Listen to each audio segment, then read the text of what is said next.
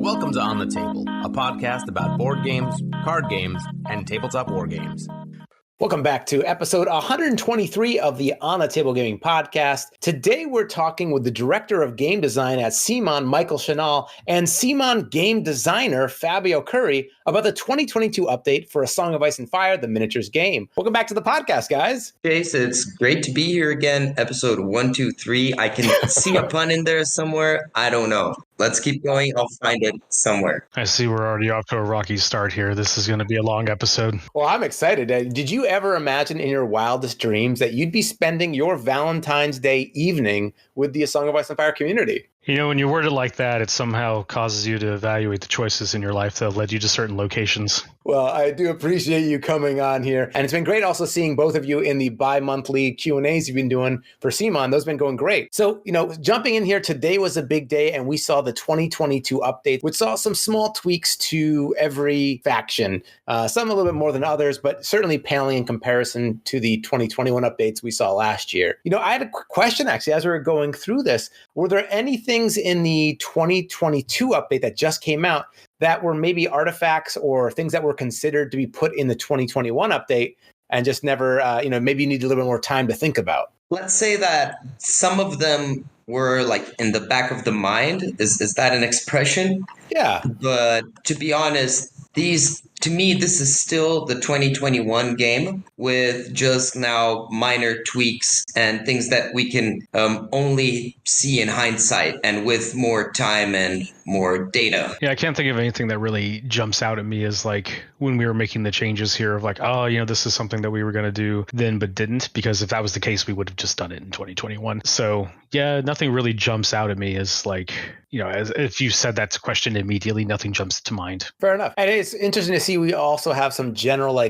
tweaks to units and cards, and then some overall changes to things like lances writ large, where now it's giving, +2 attack dice for each remaining rank in this unit. So is that something maybe that you guys are doing a lot of tweaking and messing around with in the background over this past year? I mean, a lot of the changes that we were doing for this cycle and everything, it's the same thing as when we were doing between patches 1 through 1.4 through 1.6, is that these are relatively minor. We did points adjustments this time, if that's what we could do to change something to keep it small, or, minor numbers adjustments. In the case of lances, they changed from being a +1 auto hit for remaining rank to +2 dice, which in the long term, the math doesn't change a terrible lot in comparison to some other changes that could potentially happen, but it allows you just that little extra bit of scaling upwards. So most lance units now can cause upwards of 10 wounds, which is the most that you're going to see in pretty much any effect out there. So they're going to hit really hard on the charge. And frankly, from before, they were rolling 6 dice, getting +2 auto hits. Well, the difference between 4 attack dice and 2 auto hits without outside variables is fairly close in comparison, but then you have to factor in things like charge rerolls and other things that can affect these. So the potential scaling is there, but the actual math is fairly similar as far as again, long-term things to what could overall be affected.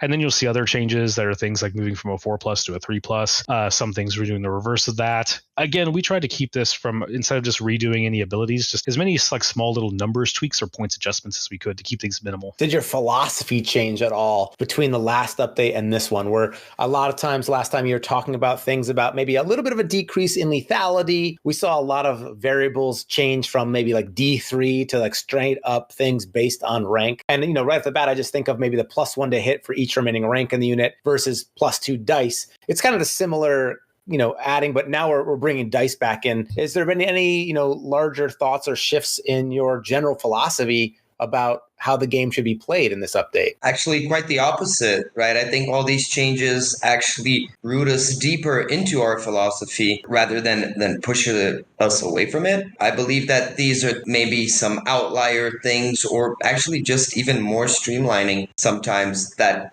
was needed to, once again, contribute to our 2021 design philosophy. That's why it's still V2021 and not V2022, for example. I will comment on one thing that I know came to my mind when you said that, was that I know that I've already seen some comments and murmurings about now we're moving to things having a 3+ to hit at 6 points and 5 points, where previously we talked about, that's usually reserved for a 7-point unit. And I do want to address that because first off, those are the standard that we set was most things are moving to a 4+ plus to hit. And that is true. Some things, though, example, are getting that 3 plus to hit in to compensate for other areas. And this was something you'll see here on like the low cost offensive unit, like Bolton Cutthroats or Bloody Mummer Skirmishers, where initially they had a 4 plus. But the problem is like their other stats are so.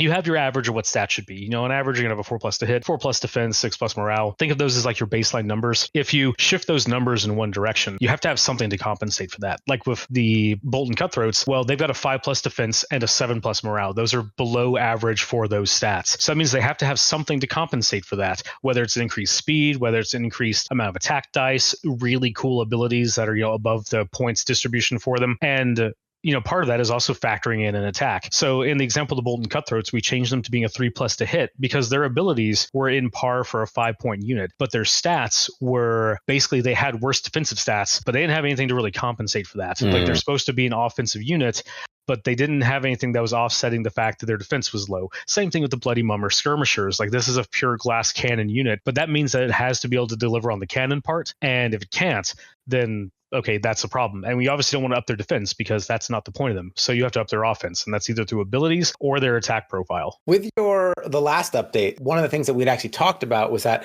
in the lifespan of the game, you have both learned a lot about what you think is good for the game, maybe ideal situations, or maybe even mechanics that you wanted to move away from. In this last period of 12 months or so, have there been any mechanics that you have decided you want to move the game away from or towards? I couldn't help but notice, for example, like Shireen and Silease, they no longer have to have the ends killed, for example. They get a once per game ability instead. So are there any mechanics or things like that that you feel like you're maybe moving to or away from? I wouldn't say we're moving away from things. It's just it has to be justified for what it brings to the game. For example, like Quarren in NCU, he still has his kill himself effect, but you know, most people, especially when it comes to NCUs, it has to be a really powerful effect to justify killing it. With Silease and Shireen, you know, people were just not willing to take them because they weren't willing to sacrifice an NCU to that. Also, this is kind of a thematic thing as well, because now granted, this is nothing based on the books right here, but we're not going to get into potential spoilers here. But, you know, okay, people who've seen the show know that things happen, but both of them aren't killed. It's only one of them. So that's kind of a lore justification there. Is like if this hypothetically were to happen, then it would really be one of them. It's not going to like burn both unless it turns out they are. There's actually been a couple other situations in the game where rules conflict with lore, or vice versa, I should say. I can't get too much into this, but I mean, the easy example for people to see would be like Cold Hands and Benjen Stark. I really can't get too much into that, but there are rules on those cards that prevent them from being fielded together. And that is directly related to things that happen during our licensing passes as to, you know, what is and isn't things that we can do. Because as we've said constantly before, every single thing we do is passed through George Martin and his camp and everything. You know, sometimes we do get feedback about like, oh, you can't do X and Y because it wouldn't make the world's biggest amount of sense or things like that. No, usually they're pretty lax on things like that. But I will say, like the Benjen and Cold Hands, read into that however way you will. That was one of those restrictions that was put into place specifically on request from, you know, licensing. Sometimes they just want to be safe, though. So you never know. I'm just saying, hypothetically, if a book comes out in the future that hypothetically were to change those hypothetical plot points to be something else, so like hypothetical situation that we just did does not make any sense, then I already have hypothetical plans to change or write an FAQ that says plot twist and just removes the rule, hypothetically. Can it be like a little tactics card for our George R. R. Martin mini that sits on the side just called plot twist? And it's like, these rules have been changed. You can play it. Interesting. Okay. Well, that's interesting to know. So it's, you know, still a very involved process, and you've spoken to that before in the past as well. So there's been so many things that have changed, small tweaks, but there's been quite a few units that have changed. Is there one unit or tactics card or attachment that you feel really needed some love, and in the 2021 update, like it got addressed, and like you really feel like we did it right here? I'd go with Guard Captain. I really liked him before, but I think that now just Hold the Line has found its room and its use, and I think we hit the mark here really, really nicely. So yeah, I think that guard captain is probably one of the most drastic changes in my mind, and it's the one I'm most proud of. Michael, would you have a different answer? And why might it be mammoths? Let's see. If we had to talk about single change here, guard captain is actually a decent thematic one as well, because like the ability makes a lot of sense for the unit to have as well, and it also just really helps the unit that he synergizes with. Which of course attachments are built to like just be generally helpful, but of course you naturally do want to see some synergies with the things that you would associate them with. But actually, Chase, funny enough that you should mention mammoths. I think that is a good one to actually bring up, because mammoths had a really cool idea that was just too complicated to, I won't say too complicated. It was just not worth the effort to manifest that ability on the table, because it was one of those things that's like, it's going to skew too far in one direction. And so that was why the idea was to let's just change these guys to a different thing, because while it's a cool gimmick that they do, it's one that's either going to work out too well for the free folk player or just terribly for them. And there's going to be seldom in between there. Are there ways you can make that around there and work and balance it out? Yes. But I still feel that's one of those units that like you're going to, the casual or amateur player is not going to get a lot of enjoyment out of it, and the hardcore tournament player is going to make it an abusive situation where no one is going to enjoy it. So it's kind of sitting in those extremes. So rather than just having that exist in one of those areas, you just change to what they do. This is one also where I feel like it must have been fun coming up with the change. I love the bit you added so that the mammoth, when this unit is destroyed before being removed, target one enemy it is engaged with, and they suffer D3 wounds, just like fall overs and crush it. That must have been a fun one to come up with. We actually went back and forth on that a bit, and Fabio can talk about this more. But yeah, we were talking about the thematic implementation of that and if people would get it or not. I love it. You think some people are just like, why? Yeah, exactly. Some people are just like, I don't understand. It just explodes. Yeah, that one was one that we were thinking a lot of because of theme, but we also felt that like the mammoth should do something when it is destroyed, and we were thinking of like maybe it could trample or something like that.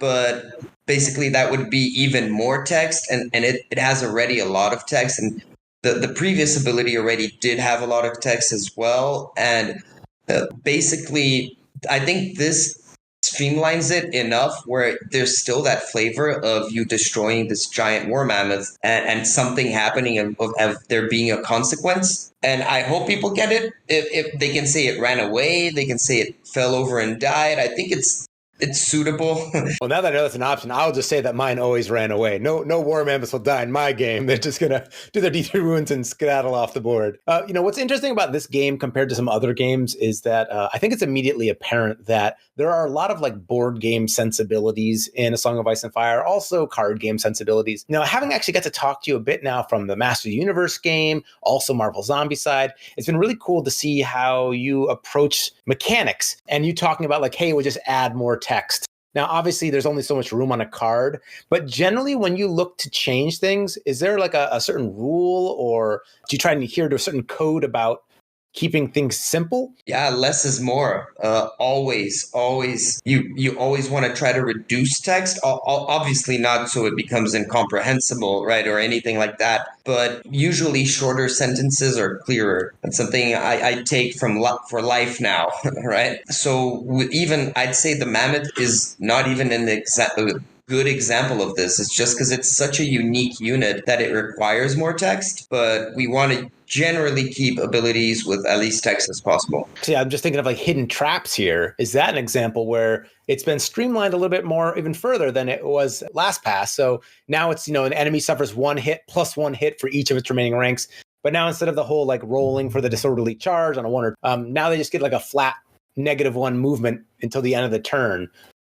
Maybe that's an example of a streamlining, would you say? Streamlining, would you say? Well, I mean, I think you've seen more streamlining just when we moved from 1.6 to 2021. That was one of the main points of that entire update, was to streamline things. Like, instead of everything having a unique ability or something like that, or something's abilities that just did similar things, but were just slightly different and having an entirely different name, you had a whole lot of effort of streamlining. And that was also across wording across the board. So, that's not really anything new here in this change. That was just something that happened in 2021. And then we see similarly, like to the last now, I also see some negative penalties taken away. So for the Rylor, Queensmen, and the Kingsmen, to the last now, You place 2 wound tokens on the card at the start of the game. Each time the unit will be destroyed, you remove one of those tokens, and then it makes a morale test. On a success, they're not destroyed, but remain in play with 1 wound. There used to be a debuff attached to that. What are your thoughts on having debuffs tied to mechanics like that? Well, so we've had this conversation a great many times when it comes to, when we're making abilities, is that if you're going to have a negative attached to it, it has to be a very powerful effect, because players in general will always shy away from a negative. It doesn't even matter if it's a significant one or not. And you can actually look to something like this, like Joffrey in 1.6, and actually current Joffrey, the commander version for the Kingsguard. If you looked at 1.6, he was one of the highest winning Lannister commanders in competitive play. But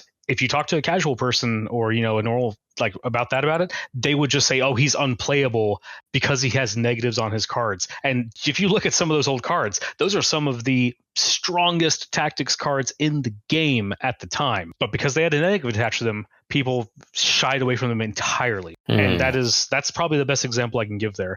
So if you have a negative attached to anything, the effect almost has to be disproportionately powerful, because that's what people will focus on. Also, this effect was very powerful, but the negative attached to it meant that it was reducing how powerful really you would get, right, by surviving. So you would basically still have a target on your back by having the condition tokens on you, right? Right. So now it does give you a chance of trying to get back up. So this brings a little bit more utility to this ability. That makes sense. That does tie into another thing, which is if people are paying points for abilities, they want them to work. And so you can have a powerful effect, but if it only works half the time, that's what people are going to focus on, is the half that it doesn't work. And they're like, this ability's crap because I don't get it all the time. Like, it doesn't matter if an effect would be like 3 times proportionally powerful to what it should be if it worked all the time. They're going to only go like, well, it doesn't work half the time. And that's kind of like a philosophy when it comes to just general game stuff, is that I guess the blunt way to put it is people have negative outlooks on things. If you like, 70% of the time, this effect will make you auto win the game. Well, people are going, 30% of the time, though, it's going to do nothing. That's interesting. What's the feel of the game? And are these, people oftentimes throw the word negative play experiences around. That can be used pretty loosely. But, you're playing a game like you've designed like Bloodborne, and, things can be pretty rough. And you're like, this is part of the game, where if there's a tie or something, just always interpret it in the least generous way possible, or the most cruel way. But maybe that's not the flavor for a Song of Ice and Fire. That's going to be a primary difference between cooperative and competitive games. In cooperative games, you're playing against the game. So, if it's being a dick to you, or, it's stomping you in, okay, that's the game. You want a challenge. And if it's not, as long as it's a decent level of fairness, then okay, well, that's just how the game is. But if you're playing a competitive game, you're playing against another person. They're right there across the table from you.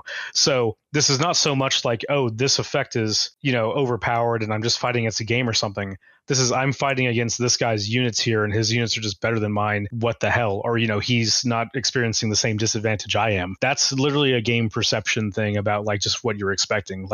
If Song was a full co-op game and you were playing against stuff, let's take adult dragons, for example. If we never made those, they would be drastically overpowered. And because they have to be, that's how dragons are in the setting. But if we did something like that and made it a co-op scenario where you're against an AI opponent or something, and you're just getting stomped every time you play because it's a giant adult Drogon, okay, people would kind of view that as okay, I'm playing against a dragon here, so that's what I expect, and it's a co-op thing, so whatever. But the second you put that in control of another player, something they could just bring, you can imagine the amount of rage and backlash that would come to that. Although, Michael, now knowing that there's going to be a Galactus expansion in Marvel Zombies, and having played with the enemy attack deck in Bloodborne, I think a dragon AI with some sort of attack deck would be pretty cool. Is that something we could as a community pressure you to do? I mean, I don't submit to peer pressure, so you're welcome to try that all you want, but I'm just going to say it's not for this game. So you're saying there's a chance. Is it in the books? It's in the books, right? There's a giant dragon. So all right. So there's maybe someone out there in the community can tackle this and make a cool AI dragon mode. Actually speaking, not to put you on the spot here, Fabio, there are some really cool scenarios. I know there was the First in Battle. There was the Whispering Woods scenario. Do you think we could ever get some more non-competitive tournament style scenarios? I know Whispering Woods is really kind of doubling down on thematic. Are there any plans in the future for things like that? Yeah, we do have plans. We actually have some already in the oven, let's say, right? And they're just waiting to go through the whole pipeline because we have it goes through a lot of people until it's published. So, but it's already out of my hands. So, yeah, you can expect that, but really, I cannot give you a date because we have so many other things in the pipeline as well, right? So, is this one of those things where we all find out disappointingly like the pipeline is like a 16 to 18 month thing? Or I mean, that's actually short. I'll say right now, that's a short pipeline. Oh, geez. Okay, fair enough. Well, It's still excited. Like technically the pipeline is anywhere from like 1 month from now to 3 years out. Oh, geez. Sorry, that's just how it is. We have those. They're done. Oh, so you guys, you have a long plan here for Song of Ice and Fire. So we know that the game. Remember the whole 9 faction thing? Well, we know he said 3 years out, so we know something will be coming in 3 years. All right, that's reassuring here. We can all take that and read into that as much as we can. By all means, yes. Yeah, well, it is like a war game, a living war game, right? We do have the hopes of eternal, survival, etc. It's really a matter of getting these things prioritized as well, right? So these updates we see as higher priority, and they end up going first in the pipeline for everyone else as well. So and in this case, graphic artists and so on do have other games, and it's a long process, right, to get to the scenarios, theme scenarios. Either way, fantastic. So, one thing is now, I'm really like a tactile person. I love to have the miniatures in hand. Like I can't like just push around like trays of meeples. I got to see like the miniatures, and I really like having the physical cards. And so it's great now that you actually provided the update in an easy format to just print and cut out and put into sleeves. But if someone really wants a physical copy of the cards, there was a mention about the potential in the future for there to be a print on demand feature.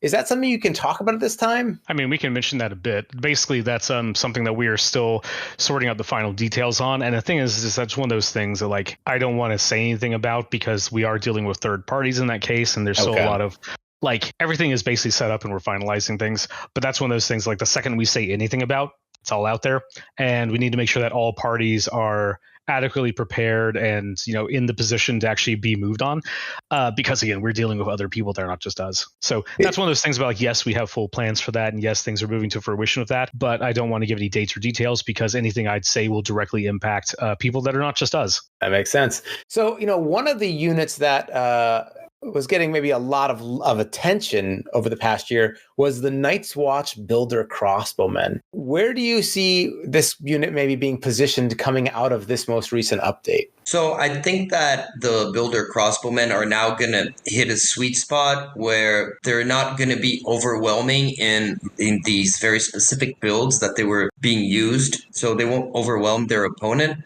but they're still going to function still very nicely to the Night's Watch players, and they're still going to be a very solid pick for Night's Watch players. I think that what we actually did to solve the crossbowman problem was not just them, but mostly working around everything that was enabling them, right, to do these things. So the conscripts going to 5 points was something that I think was very healthy on our part. Like Night's Watch have these elite units, right, that they already have certain extra benefits. So they're chafe units. Is that the word? Chafe units? Yeah. Okay. They should come at a premium price, right? Because that's not what their faction is about. And that in itself already kind of shifts the point balance of the Builder Crossbowman lists.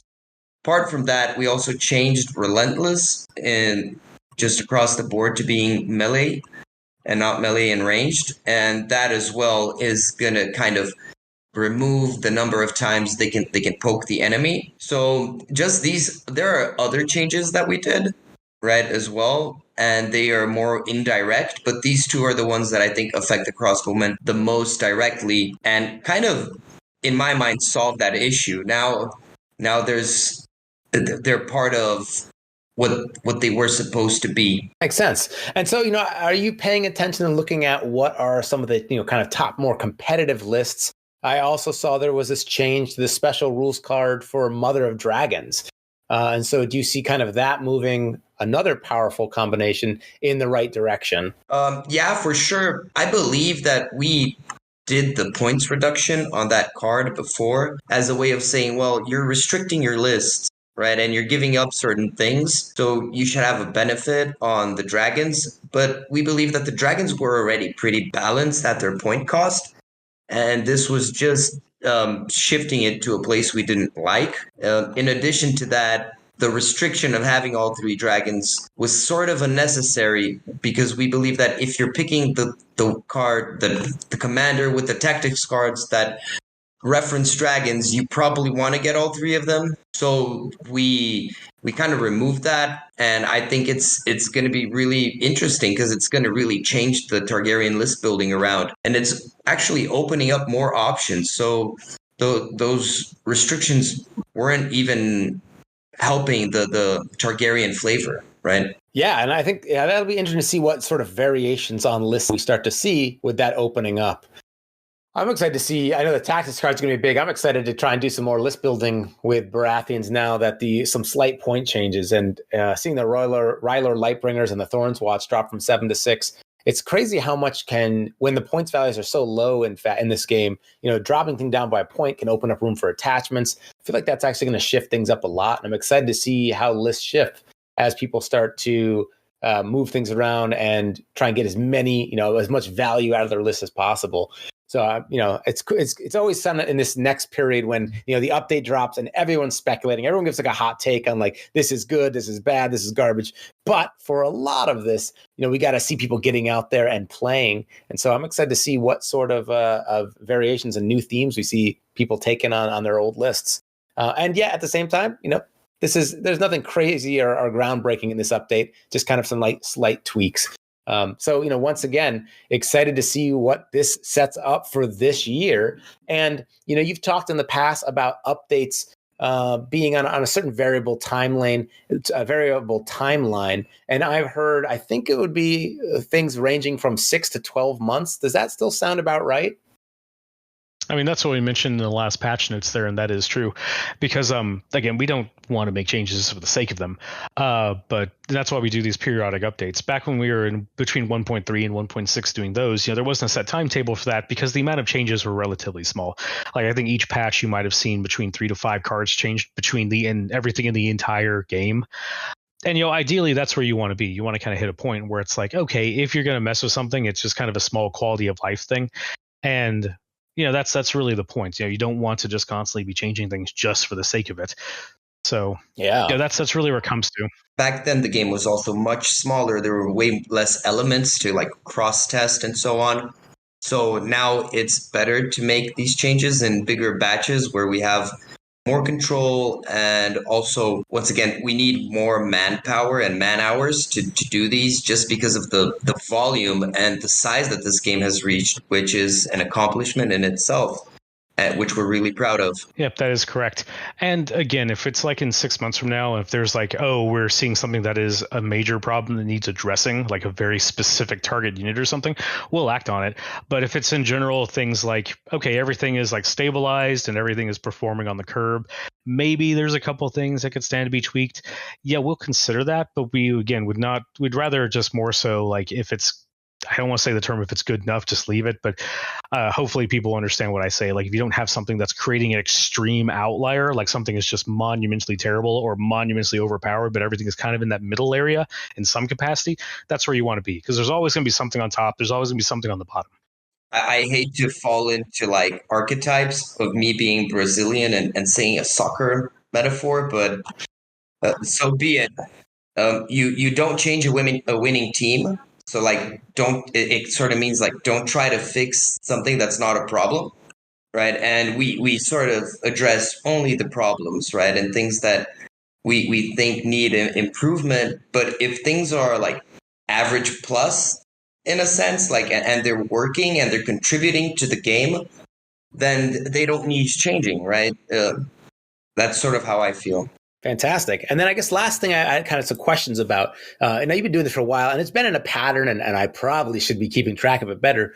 But so for the game mode updates, you in the past have done beta updates, like beta modes that then became full modes. And then you oftentimes, if there were tweaks to any rules, game mode updates seem to drop around the same time. Do you see game modes tied to unit updates, as in we will not see any game mode changes until another unit update goes, or is that its own separate thing? Well, the game modes were all updated with this pass as well. But that's again on the same like kind of time schedule there. If we see a need to update something, then we will. But you'll see that like throughout the game's history, messing with the game modes is very far and few in between. And even this one, we basically changed these to address two key things, and it affected a lot of them because it was a core rule that was kind of in all of them, which was the commander granting additional victory points. That was removed, which appeared in 7 out of the 10 scenarios. So okay, technically, yes, 7 out of the 10 scenarios got modified. But then the others were just kind of addressing things like unit respawns and things like that were okay, but were creating kind of more issues in the game mode than it was bringing just fun interactions. And this is kind of ties into what we talked about earlier about simplicity and simplifying things, where, okay, is this contributing enough to this mode where if it was removed that it would be sorely missed? And if the answer was no, or kind of lean in that direction, then we just kind of cut it out. The units respawning, that was nice for those modes, but it was not the core focus of them, and it was creating just kind of some unneeded extra stuff. It's like, okay, this is the theme of this mode, and then there's also this other thing. So was it really needed? No. So we just cut it. Sweet. Well, thank you so much for taking the time to come on here and touch bases about some of these changes. We're really excited. Now it's on us as the community to get out there and play the heck out of this game and have as much fun and find all these new interactions. And, we really appreciate all the work that you guys have done. Well, thanks. We always appreciate the community as a whole as well for all the support and for playing and really making this game what it is and making the game alive, right? So it's always great, and it's always a pleasure working on these updates and trying to get into like the nitty-gritty of the details. That's always really interesting, and it's a learning experience. And once again, congratulations on your success with Marvel Zombies, with that monster of a Kickstarter. So, here's to your future projects and keeping A Song of Ice and Fire going strong. And Michael, thanks so much for coming on today. Yep, Chase, as always, good talking to you. All right. And to everyone else, make sure you check out official documents at asongoficeandfire.cmon.com and download the PDFs. They have print and play options. All the updates and game mode information is listed there. And in the meantime, we hope to get your miniatures on the table.